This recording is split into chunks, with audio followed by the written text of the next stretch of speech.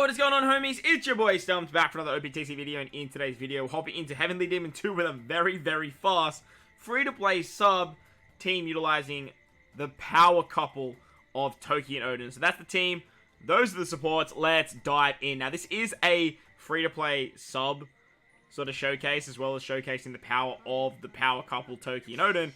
But obviously the supports, they're not so free-to-play friendly. We do have the support of Carrot, the absolute god tier support of Carrot on our Nami and Robin.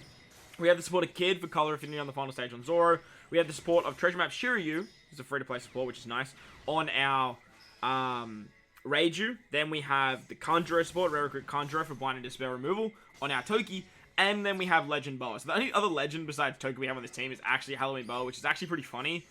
But nevertheless, this particular team manages to actually clear Doffy 2 in about 4 minutes. Now, huge shout out to Omar. He did actually put together a faster team.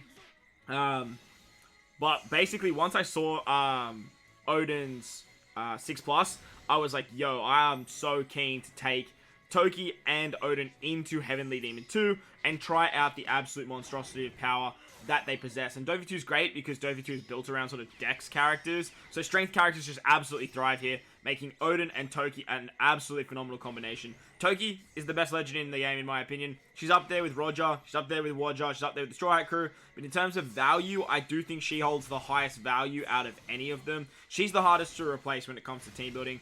You can always bring a friend captain, I understand that. But what she can do is absolutely insane. She's the perfect balance of utility, power, and practicality. She's just a phenomenal unit, phenomenal captain, phenomenal sub.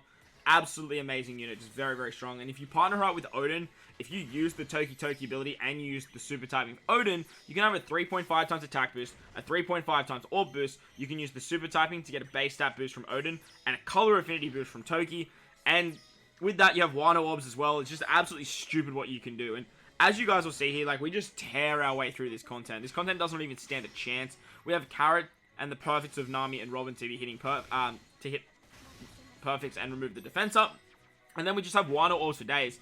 With the 6+ of ODEN, he actually makes Dex orbs into Wano slots now, which means like 2 of the natural orbs will actually be Wanos. And on this particular stage, we get a full board of Dex orbs. Now, this team is a little bit RNG dependent. When I say it is RNG dependent, it's not RNG dependent to clear the content. It's just RNG dependent to clear it in that sort of 4-minute time frame.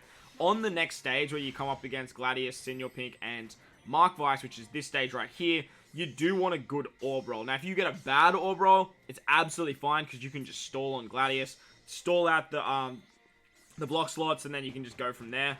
The bad orbs, but you will be in there for a little bit of a bad time once you get to the final stage against the Doffys, as you will need to like have Wano slots, like, or save Wano slots. You will need to stall on Diamante. It's definitely doable. It's just a pain in the ass. You're better off just leaving and then coming back if you really want to try it again.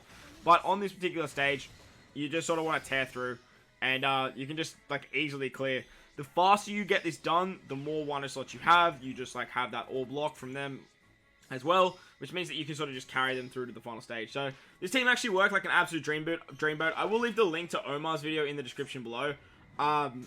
We did tweak his team a little bit. We actually slapped on the support of 20th anniversary Sanji on Zoro on his team. That actually just means that you don't need poison sockets, which is great. This particular team doesn't use poison sockets as well, which is always a lot of fun. If you're running Doffy 2, ideally you don't want to have to be like putting poison sockets on units, as there are a lot of very good supports nowadays that can actually get around poison for you. Now, as you can see, we're out at the final stage against the Doflamingos at the 4-minute and 10-second mark. That's not including the intro and stuff like that.